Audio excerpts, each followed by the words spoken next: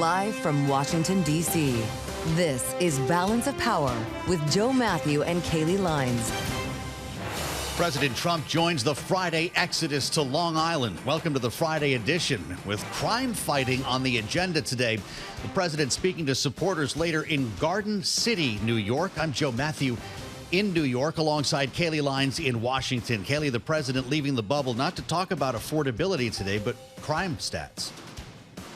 Yeah, of course, as always with President Trump, his remarks in Long Island could take any number of directions. But yes, he's going to be with law enforcement and first responders on the ground there for this speech, highlighting crime, as you say, even with other issues still simmering in the background, including the conflict with Iran, as the Treasury Secretary Scott Bessent is promising unprecedented economic isolation for Iran. Joe, he says, watch this space. Yeah, that's right. Maybe we'll learn next week what he's got in mind with a combination, Kailey, of the blockade and economic pressure, knowing that we have had sanctions on Iran for some 47 years. And the impact that this whole war has had on energy prices is, of course, very important in a state like New York. We're above $4 a gallon nationally. Kailey, right here in the state of New York, it's averaging $4.14. You can probably find something more expensive in Garden City. And to your point, if he starts doing the weave, maybe we'll hear about all of these issues later today. Well, and as we consider the price of gas and affordability challenges, it translates directly into the consumer sentiment figures that we got this morning. A deterioration in UMich consumer sentiment for both Democrats and Republicans. Interesting as we march toward the midterms with 82 days to go here. A decline in retail sales as well, even though gas does have a little bit to do with it. So we'll get into all of that this hour. But we begin first with how the markets are reacting to that data as we turn to New York, where you are, where Charlie Pellet also is. Hey, Charlie. Well, hello there, Kailey Leinz. Indeed, the U.S. stock market looks like it's running out of gas today with the Dow, the S&P, NASDAQ all in the red. We are, however, when you run the weekly numbers, on track for a weekly gain on the S&P of 0.3%. I'll have more on the markets for you coming up in just a moment. Developing story, though, headline right now on the Bloomberg Professional Service.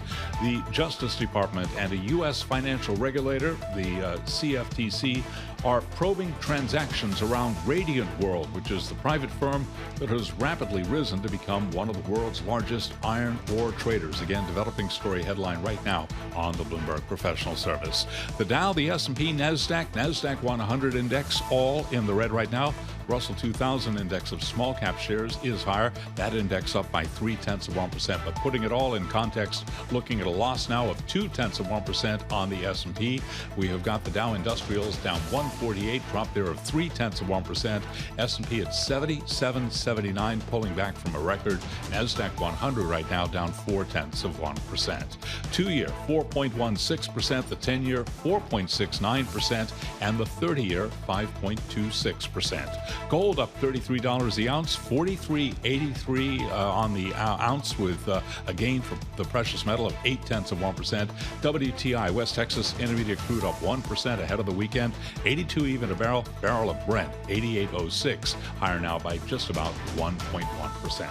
Again, recapping here, S&P down 19, drop there of 0.2%. Joe and Kailey, that is a Bloomberg Business Flash. All right, Charlie, always an honor to watch Charlie Pellet work here at World Headquarters in New York. I now know exactly what it's like to be atop the Gilded Tower. Yes, we're in New York on Balance of Power for the Friday edition, and my partner Kailey Leinz is holding forth in the nation's capital. We'll have our panel with us this hour, of course, Rick Davis and Jeanne Zaino, and so welcome to the Friday edition of Balance of Power. The threat from President Trump against Iran has been total obliteration unless they reopen the strait. That threat may be changing to economic isolation. That is the way forward, it seems, for the administration.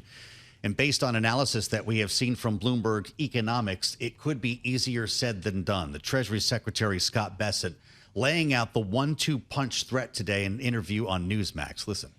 Watch this space for more announcements coming next week, because we are going to apply measures like have never been seen in the history of economic isolation on a country. So it will be a combination of economic isolation like the world has never seen before, and the continued blockade in the Strait of Hormuz that will keep anything from going in or out of the Iranian ports. So let's get more on what exactly it is that we could see that the world has not yet seen as we turn to Tyler Kendall, Bloomberg Washington correspondent, who is live on the North Lawn of the White House. As Joe has mentioned, Tyler, Iran has already been under sanction by the United States and others for decades, 47 years. How much further can the U.S. push things? Right, and to put even a finer point on that, Kailey, data cited by Bloomberg News shows that nearly 2,200 new sanctions have been applied between now and 2018, underscoring that Iran's economy really has weathered waves of sanctions, though the economy has been severely hit. The IMF said in April that they're expecting Iran's economy to shrink this year by 6.1%. And according to central bank data, inflation on a year-over-year basis is reaching 77% at the moment. The administration is making it very clear that they are opting against expanding military operations for a number of different factors that we know about. As Joe mentioned, our own reporting from Bloomberg Economics when it comes to ideas that our stockpiles need to be replenished. But they're opting for this economic stronghold in a sense. But we have to keep in mind that the U.S. had given financial relief to the country earlier this year amid the negotiations, and it wasn't enough to keep that ceasefire in place. We'll have to see where it goes from here. Kailey, one of the ideas floated is perhaps the U.S. could further target Chinese refiners who are importing Iranian crude, but that, of course, has its own array of risks when it comes to the Beijing-Washington trade truce just ahead of the Chinese president coming here to the U.S. in about a month's time. Well, you just put your finger on it, Tyler. I mean, that is what would make a difference, right? If we start sanctioning or tariffing, I should use the word, oil exports to China, that would essentially render Iran out of business. That's not something the White House is considering, is it? Well, we had heard this previously threatened by the administration. It's something that's been threatened in other conflicts as well, Joe, including when it comes to Russia and China being a big benefactor there. We know that the majority of sanctioned Iranian crude ends up going to these Chinese teapot refiners. We'll see where it ultimately goes from here. I brought up that backdrop that we have to keep in mind, which is that the Chinese president is going to be here in Washington in just a few weeks' time. But last night we also saw the U.S. move to impose these new sanctions these new tariffs, of up to 100% for certain drones, which didn't explicitly mention China in that announcement. But if you read through the details, it became pretty evident that this was over the U.S.'s national security concerns and considered to be a move against China. And Joe actually follows what has been a recent series of moves, including from the FCC to block certain Chinese tech exports. So we'll have to see where it goes from here and whether the administration is willing to go that far.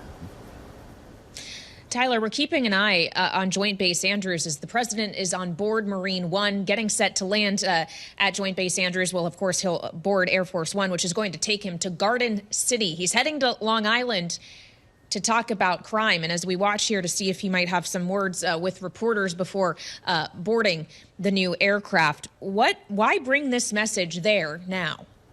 Well, Kailey, he's going to be in front of, I think it's safe to say, a relatively friendly crowd, of course, at the president's events. He's going to be speaking to the Nassau County Police Academy in Long Island. The White House says to expect him to release new FBI crime statistics showing a decrease in violent crime in 2025. This is an area that the GOP has typically pulled better on compared to Democrats. It's very clear that Republicans are trying to figure out how to hone their messaging as we get closer to November and the midterms, and the polling shows us that they're playing defense when it comes to the economy, an area where the party has historically pulled better on compared to Democrats. We'll see, though, if the economy does come up. We had heard from one of the president's close advisors, the NEC director, Kevin Hassett, earlier this week, saying to expect Republicans to keep rolling out ideas related to the economy, including tax cuts as we get closer to Election Day, even if it means that they won't be enacted until after Election Day, depending on what happens with control of Congress. So something to watch here for sure, but definitely an area that the administration is probably going to start highlighting even more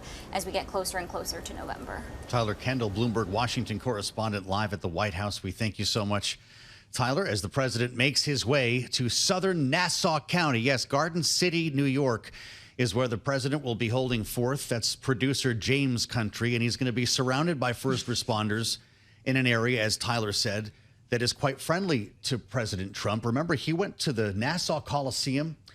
This was back in September 24. As many at the time, Kailey, were asking, well, why is he going to Long Island now instead of a swing state. Here was his message that day. I will cut taxes for families, small businesses, and workers, including restoring the SALT deduction, saving thousands of dollars for residents of New York, Pennsylvania, New Jersey, and other high-cost states. I will deliver the greatest economy in the history of the world to our country, and one of the greatest economies in the history of New York State. And we fast forward to this 14th of August, 2026, back in Long Island with our panel. Bloomberg Politics contributors Rick Davis and Jeanne Zaino are with us. Rick is a partner at Stonecourt Capital, Republican strategist. Jeanne, our Democratic analyst and democracy visiting fellow at Harvard Kennedy School's Ash Center. Jeanne, you're our New Yorker, so I'm going to start with you here. You've been to Long Island and Nassau County, and even more specifically, I'm going to bet to Garden City, realizing that Long Island is not a monolith, but the president is probably going to have a very good time there when he faces the crowd this afternoon. Why does he go to a friendly location when he could be changing minds and speaking to affordability around the country?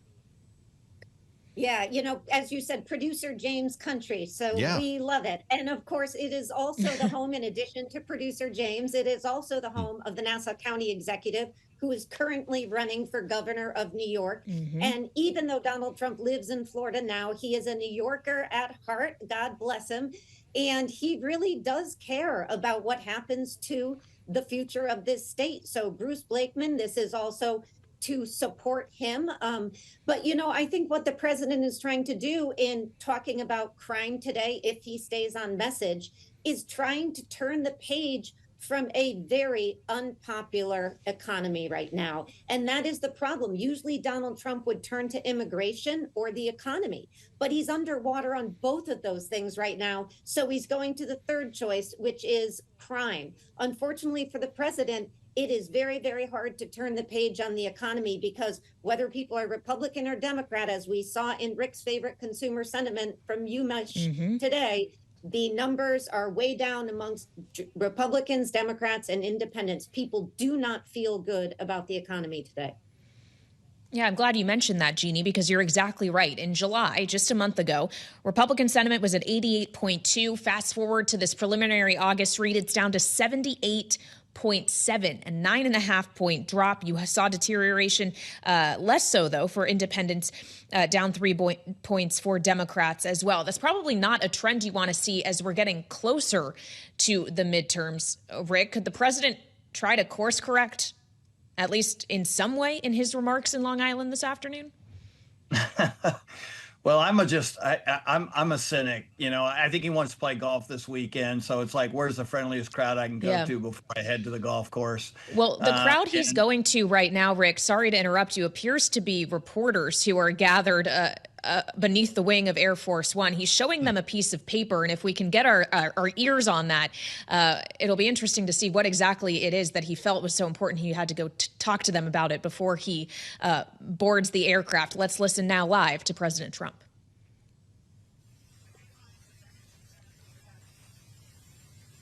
And we maybe can't hear him that well, Joe. Yeah, I'm not hearing him either, but I want to see what's on this piece of paper. We got to zoom in on this. James, talking with folks who were waiting to greet him on the tarmac at Joint Base Andrews on his way to Long Island. He's been known to pull out the blueprints for any project he's working on, and this appears to be prescription drug prices, which brings us straight back to the affordability issue. Kailey, maybe this is something he plans to incorporate into the speech today. Looks like we don't have good audio on this, unfortunately. We'll have to play this back and get a better sense of what he said. We should note, though, that Caroline Leavitt is with him, Kailey, and maybe one of her final trips with the President of the United States.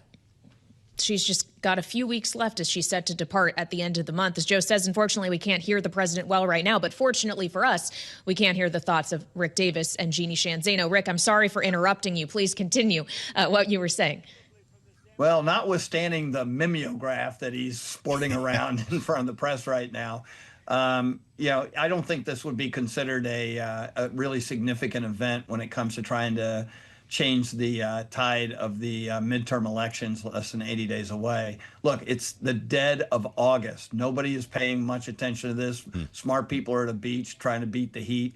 And the president's probably going to be playing golf this weekend. So we've sandwiched this into the agenda to give him something to talk about, to try and, like cap the weekend, maybe drive the Sunday shows. But I don't think anybody thinks it's going to take away from the really bad news that you pointed out, Kailey, about the consumer sentiment, the retail sales, the deficit numbers going up. There's been a whole raft of big glaring issues, including the prices of the 30-year bond. There are real trouble signs in this economy, and he wants to talk about the golden age. He is so off message. He's going to have to retreat on this if he expects to win Republican seats back in Congress. He's getting on the airplane right now, Jeanne, making his way up the stairs. I guess whatever presentation that was a pretty brief one. He's still got that piece of paper in his hand that apparently has to do with prescription drug prices sinking on behalf of the administration's efforts. As he gets out to Long Island, this would be a pretty quick trip. I think he was scheduled to speak around 3 p.m., I guess presumably to Rick's point, before a golf game. What's the best case scenario here? You get some group photos with first responders that you can use later on in the midterm campaign, or is this really just an excuse to golf? Best case scenario for his campaign team is that he stays on message. He talks about crime numbers. He talks about, as he's trying to do there, it looks like prescription drug prices, and he talks about what he's going to do about the economy. However, last time he went out to a rally, he said things like, we may need to send oil prices higher amid the war in Iran. I mean, just blatantly taking credit for higher oil prices. He's got a Treasury Secretary, and I heard Mike McGee mention this earlier on your show, saying there's no such thing as a K-shaped economy. That's over. That's done with. We're in a C-shaped economy. And, to add to the litany that Rick just gave, today is the birthday of Social Security. It is 91 years old today. 91 years ago, Franklin Roosevelt signed it into law. It is going to run dry. By the time I need it, Joe Mathieu and Kailey Leinz, it's going to run dry unless Congress does something about it. Why not have the president talking about that, what he's going to do about that? I mean, I wish Democrats would as well. So there's a lot to talk about, but I'm not feeling confident he's going to stay on message. And he probably does want to get to the golf course, and I can't deny him that.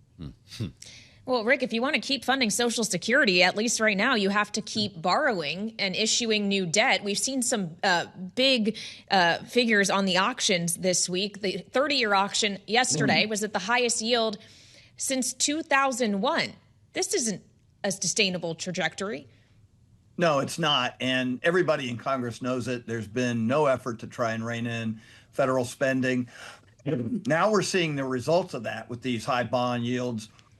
And a lot of bankers are starting to say, stay away from bonds with this kind of deficit, 40 trillion and more this year alone. Excuse me. I can't swallow the amount of debt that the federal government is producing these days. It's a real troubling signs. And, there are a lot of things that we know. And one of the things we know the best is the debt market tends to send a signal to the White House, and they need to start listening to that signal. All right, Rick Davis, we appreciate you trying your best. And Jeanne, Sheehan, Zaino, thank you both so much, our political panel on this Friday edition of Balance of Power. And we'll have more coming up live from both Washington and New York today. Tom Kloza, Chief Energy Advisor to Gulf Oil, is straight ahead here on Bloomberg TV and radio.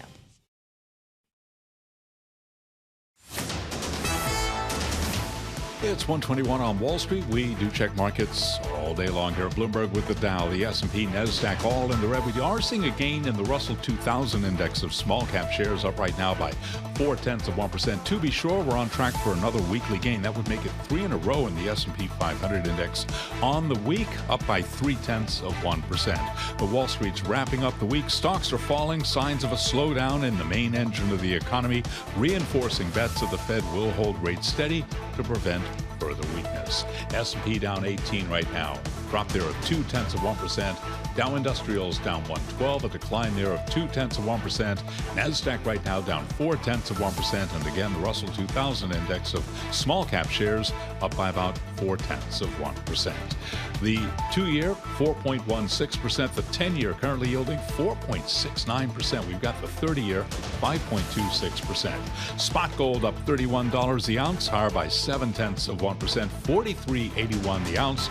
West Texas Intermediate crude ahead of the weekend and ahead of Tom Kloza.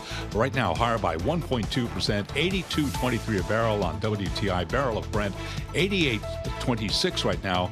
Brent, the global benchmark, up by about 1.4%. I'm Charlie Pellet, and that, my friends, is a Bloomberg Business Flash. I appreciate that, Charlie. Great to see you. And he'll be back coming up in about 20 minutes with another read here on the Friday trade. You heard Charlie say it. We've got a couple of important numbers before we talk to Tom Kloza. WTI, West Texas Intermediate crude, is above $82 a barrel.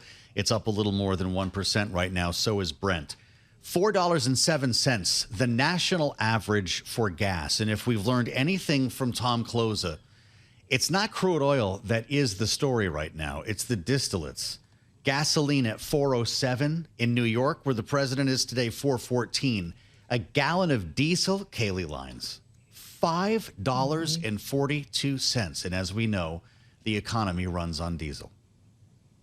Yeah, that's absolutely right. And if you want diesel, you need refiners. And that really is where the kink in the chain seems to be right now, as Tom Kloza has warned us before and very well may warn us again as he's joining us once again on Balance of Power. He's a chief energy advisor to Gulf Oil and is back with us on Bloomberg TV and radio. Tom, it's good to see you as always. That was the message you brought last time we spoke, that you have to watch diesel and that there could be even more pain there coming. Is that still the case?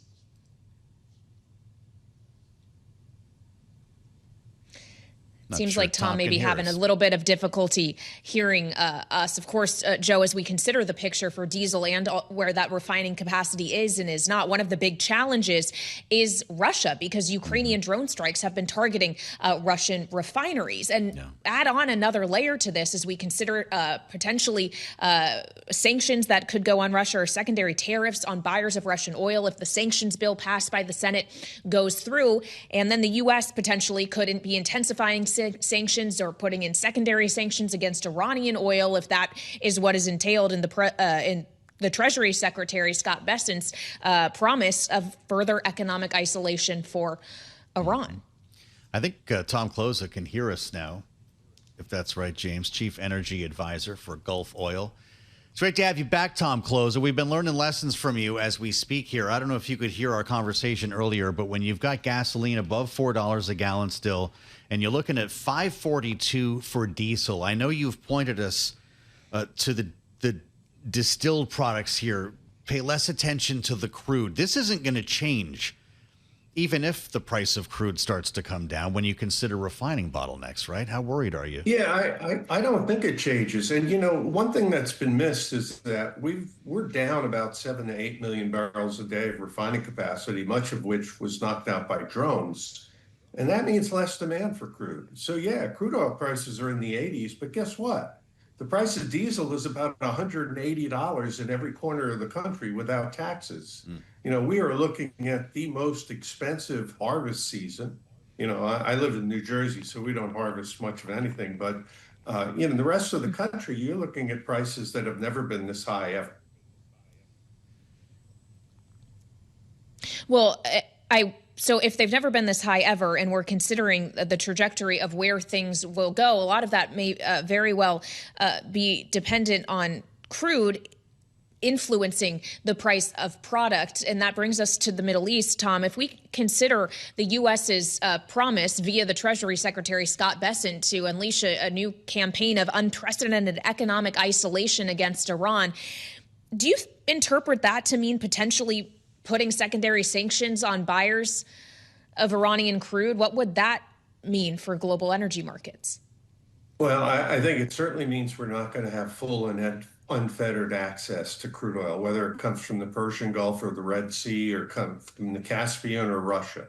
You know, the crude oil flows are going to be suppressed. But like I said, if you've got 7 or 8 million barrels a day of global refining that's down, and in some cases it's going to be down into 2027, you don't have as much demand for crude oil. So I really think the refined products, and particularly the diesel side of it, America goes crazy about gasoline prices, but diesel is really the world product. It's the one that you use 30 million barrels a day or so globally versus about 26 for gasoline.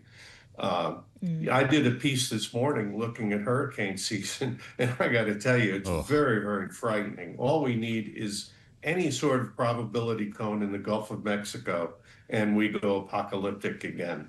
Man, that's a nightmare scenario.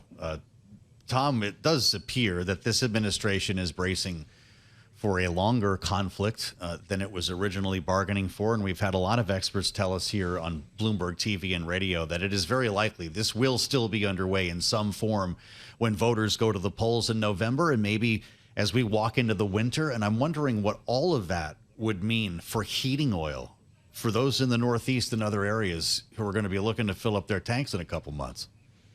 Right now, you're looking at heating oil prices that are probably be above $5 a gallon. Wow. And you could get into crazy, insane numbers like $6 or $7 should there be a hurricane, or should if Russia has to import some diesel. They've been exporters of diesel to the tune of about 800,000 barrels a day in past years. So it's a significant crisis, and it's not just agriculture and it's not just heating oil. You think about everything that moves across the country, it moves basically by virtue of diesel or marine diesel in some cases. So it's a problem. The jet fuel shortage or the jet fuel disruption that we had earlier in the year is gone. That's the good news. The bad news is, in order to ramp up jet fuel production, they had to borrow a little bit from diesel production, and that's the problem for the last 125 days of the year. Well, so is the only solution to this in the near term demand destruction? At what level is that brought, Tom?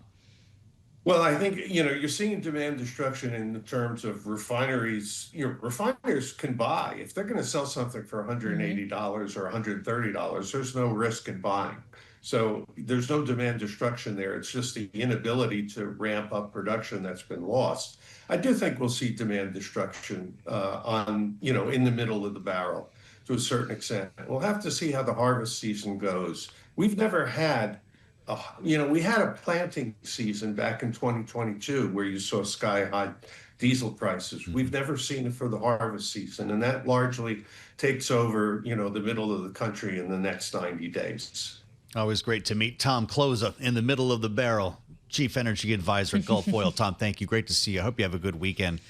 As we turn to a breaking news story we touched on a bit earlier, Kailey, Luigi Mangione pleading guilty to federal stalking charges, of course, going back to the United Health Brian Thompson case from December of 2024. Pleading guilty means he did not make a plea deal in this particular case. And June Grasso from Bloomberg Law joins us right now here on Bloomberg TV and radio. They're going for life in this case? That's what federal prosecutors say. And that's why this seems so stunning, because usually when a defendant pleads before trial, it's a plea deal, as you said. There's no plea deal here. And the judge emphasized that in court. I can sentence you. You can be sentenced to life in prison. She did ask what the range, the sentencing guidelines range were, and the prosecutor said 24 to 36 years. So look at it, 24 is probably the minimum that he would get. So they're just taking a chance that this judge is not going to sentence him to life in prison, and that they can get rid of the state prosecution by making a motion, which they've already made, that this is double jeopardy. And New York state laws we discussed before is very much favorable to a defendant in a case like this. If the act is from the same circumstance, it then should be double jeopardy. But it's a gamble. I've talked to a lot of people, and they said this is it's a risk because you never know what's going to happen in a court. So I guess the evidence it is overwhelming from what they've said. I mean, everything, video, fingerprints, DNA, the murder weapon, the manifesto. I mean, they had everything. So you can see why maybe they did it, but it's a risk. Yeah, well, and as you speak to the question of double jeopardy and the state murder charges, they weren't just stalking charges like was the case in the federal case. Is it likely that his sentencing, if he does get a life sentence, say, in the federal case, might shape the decision-making in the state case? Well, I don't know.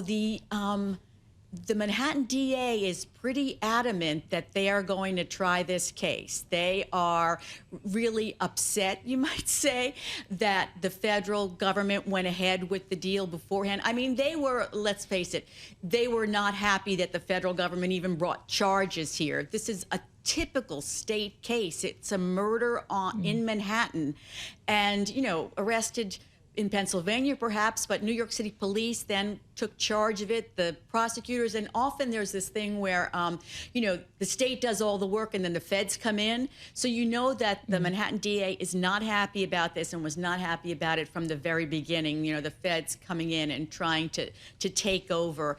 So I think they're going to try their best to try the case, but, he's admitted to all these facts in federal court already. He said that he stalked Brian Thompson and shot him and that he knew what he was doing and he had the intent to do it. So one wonders if a judge is really going to allow this to go forward in state court. And the really good defense attorneys here, very well known and really good. So they must feel pretty confident about what they have to argue about, double jeopardy. Do we have a sense of if that, in fact, did go to trial, what type of evidence we would see? Yes. Apparently, they have video from when he came to New York and stalking Brian Thompson. They have video of the shooting. Long before that day. They have the murder weapon and they have his prints. They have DNA at the scene.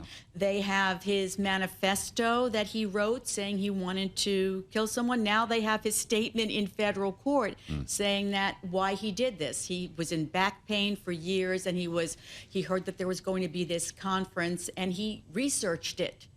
So they have a lot of evidence, and that's probably why the defense decided to take this gamble. Yep. All of 28 years old. It's pretty remarkable. June, you've been great on this, and thank you for jumping in today. June Grasso is the host of the great program Bloomberg Law on Bloomberg Radio, which you will want to hear today for good reason. I'm Joe Mathieu in New York at world headquarters here at Bloomberg. Kailey Leinz is in our nation's capital, in our Washington, D.C. bureau.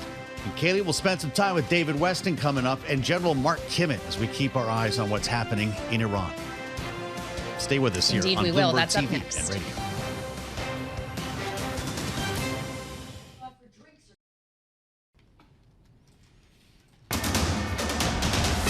It's 1:40 on Wall Street. We do check markets all day long here at Bloomberg with the Dow, the S&P, Nasdaq. They're all advancing, all declining. It is the Russell 2000 index that is advancing now, up by about 0.4%. Looking at a loss on the S&P 500 index. Stocks are falling. Signs of a slowdown in the main engine of the U.S. economy, reinforcing bets of the Fed is going to hold rates steady to prevent further weakness. The S&P down 22 now, 77.76 where we stand, down by about 0.3%. Dow Industrials also down 0.3%. Nasdaq down 0.5. As I mentioned, the Russell 2000 index of small cap shares up by 0.4%. The 2-year currently yielding 4.16%. The 10-year 4.69%.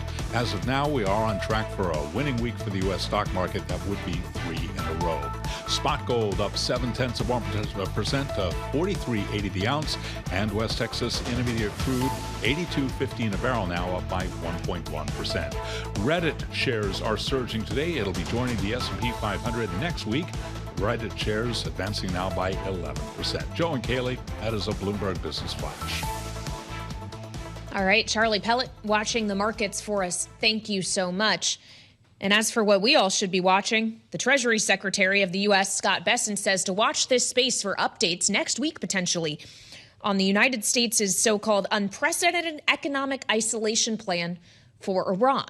It seems the administration is looking to pivot to economic pressure rather than pursuing continued military and kinetic options. And perhaps, Joe, it's a blueprint that they're looking at as well in another theater when it comes to Cuba after, of course, a lot of buzz, especially after the Venezuela operation to start this year, that the U.S. perhaps was going to be considering a military option to overturn the communist dictatorship in Cuba. Our colleague Eric Martin is now reporting that no, in fact, what they are looking to do is economic pressure and ramping up of sanctions. Using the same playbook in the Caribbean here, Kailey, and Eric is one of the best at this, and it's a really fascinating story.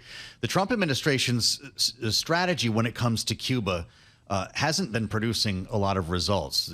The government has rejected U.S. calls for change. So yes, economic pressure, cutting off all forms of revenue. And by the way, there aren't many left. We talk frequently, Kailey, about the fact that they're enduring blackouts and quite a bit of chaos on the ground on the island. But the idea of troops landing there in some sort of Venezuela-esque operation seems to be off the table for now. And I'll tell you, our colleague David Westin, who's with me here at World Headquarters, you sit in this chair long enough, you meet all the celebrities, Kailey. He's actually seizing on this issue on this week's edition of Bloomberg Wall Street Week. David Westin, investors' hopes for Cuba's economy. What is there to hope for right now? Yeah, Joe, I think if you stay here long enough, you will actually find a celebrity. Come on. You would know. And we miss you, Kailey, but we're happy to have Joe here. So, yeah, I mean, it's nice to talk about economic sanctions, but it didn't work so well in Iran. It's been going on for quite a while. Didn't work so well in North Korea. Venezuela, as you point out, was not economic sanctions. Yeah. That was good old-fashioned military might. So we'll see what happens in Cuba. But what we did is we took a look at Cuba. We certainly considered what the various options are. We have an expert from University College London that goes through 4 different options, one of which is military, one of which is increased sanctions. But the main question we were asking is, what happens afterwards? There will be an afterwards. What are the possibilities for investment? Particularly, there are a lot of Cuban Americans, as you know, who are eager to go back in there. And so we talked, among other things, with an investor named Andro Nodarce Leon. He has invested a lot in real estate, particularly resort real estate, including in Puerto Rico.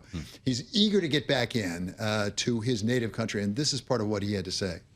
The offering of services in Cuba is obviously significantly limited by how broken that economy is. And so for many years now, the tourism market in Cuba was not a market that had, 5-star, properties. I mean, upper upscale luxury was not really something that you saw in a significant way in Cuba. It was a lower rated market. The good thing is that there is a significant amount of existing properties there, existing assets, and existing infrastructure within the tourism industry. I think it requires firms like ours going and acquiring those properties, reinvesting and reimagining and upgrading those properties, and also bringing the operating conditions of those properties to a world-class scale. And so that's the lens through which we're looking at investing in Cuba. Surely there will also be the development of brand new resorts. I think there will be an opportunity for the development of branded residential product, right, which often is joined together with resorts or other types of hospitality properties. And so we think the future is very bright in that sector, without a doubt, and it's a very important pillar of the economic recovery of the island. So again, that's Andro Nodarce Leon, who is an investor in real estate, particularly in resorts. And we talked to various people, all of whom seem to agree on one thing. There are some economic reforms that are being undertaken even as we speak in response to the sanctions. Nobody seems to believe that's going to work. People are very skeptical about that will fundamentally change things. They seem to, certainly Mr. Nodarce Leon said, it's got to be a fundamental political change to really give investors the assurance that they would need that they can put their money in and get their money back out again. So we'll see, but there's a lot of appetite. People really want to go back in when they get the chance.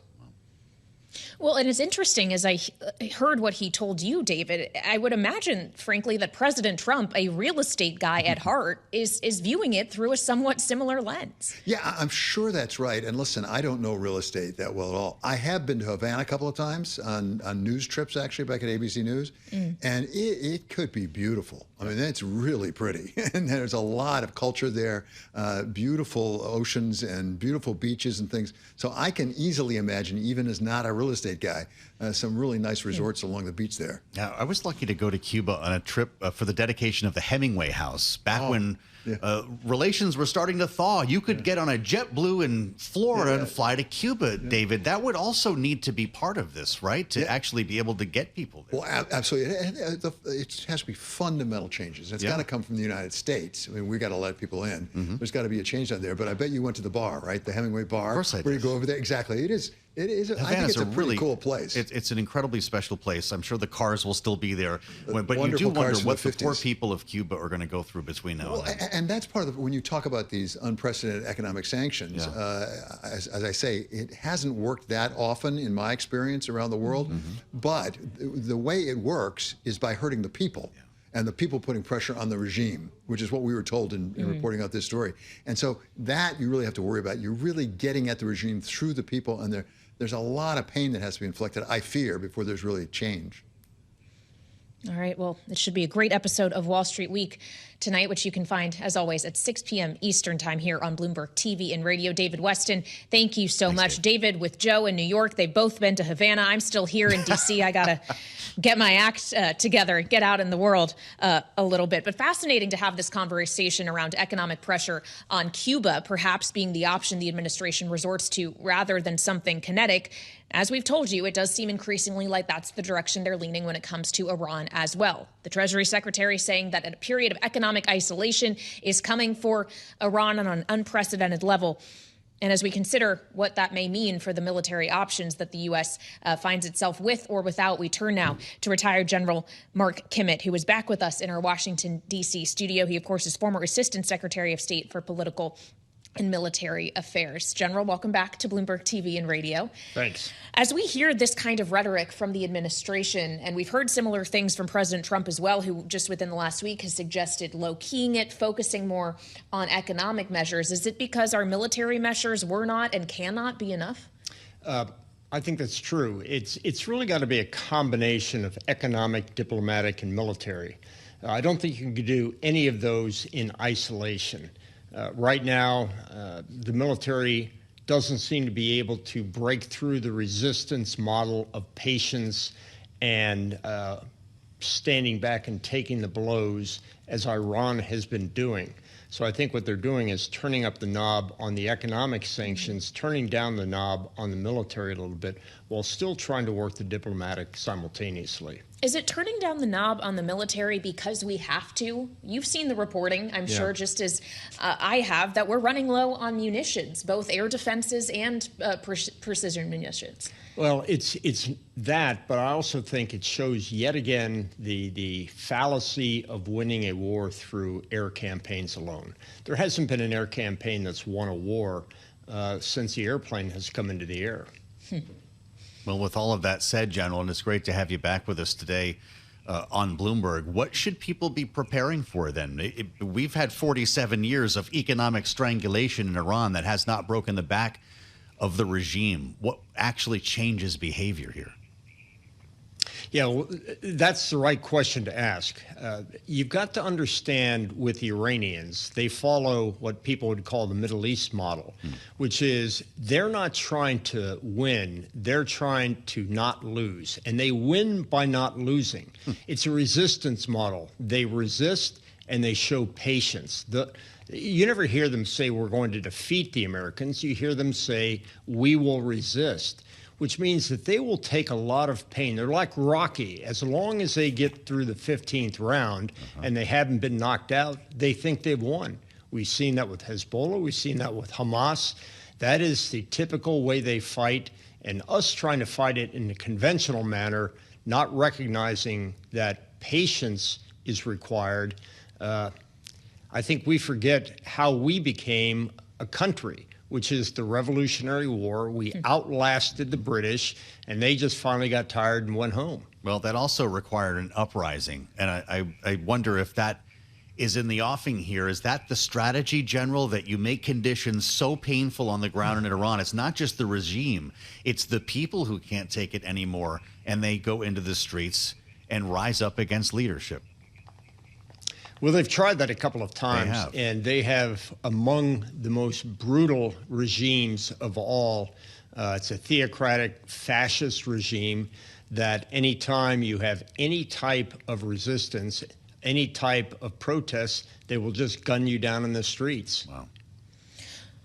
Well, it's horrible to consider. And as Joe raises the prospect of not being able to take anymore, of people reaching their limits, we've seen reporting as well that sailors aboard the USS Lincoln perhaps are reaching their own limits as they are dealing with an extended deployment. They've been aboard since November. We're more than 260 days in, and it does seem relief is coming. They're sending the George Washington in to get those troops home.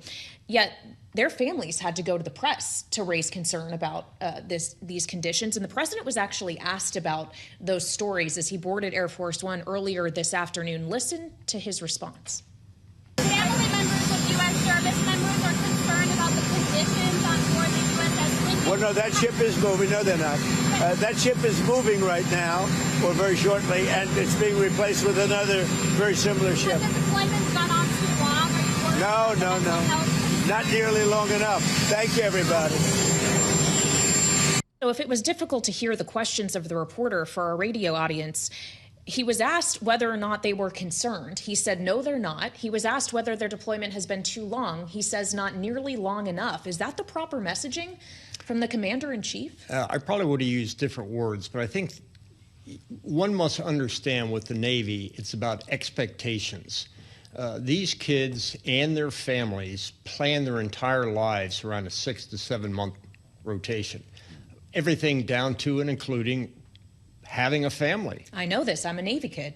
Yeah, exactly. And so if the expectation is that you're going to be out there for 6 to 7 months and then you're going to go back and see your family, and now it gets extended 8, 9, 10 months, and you're on the high seas, it is not...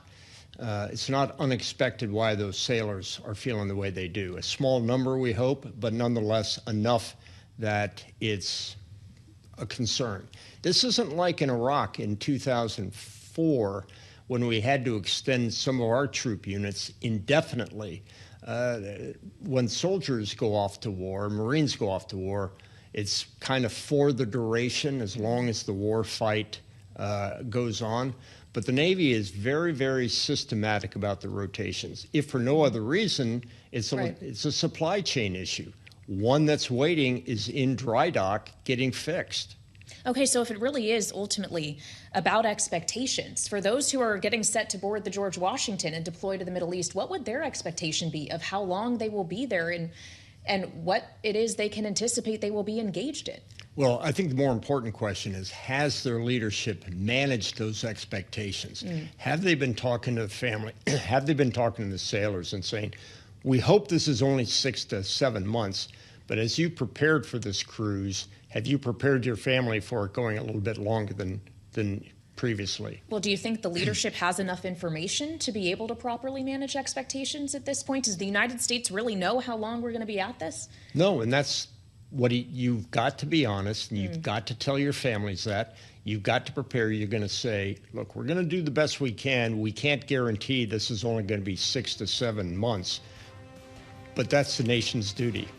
All right, General, thank you so much. We appreciate your input on this. The former Brigadier General, retired Brigadier General, always a General, Mark Kimmitt, here with us on Balance of Power on Bloomberg TV and radio. He's with me here in Washington. Joe Mathieu is in New York. And Joe, I'll see you for the later edition at 5 p.m. Eastern. Yes, indeed. 5 p.m. only here. Balance of Power on Bloomberg TV and radio.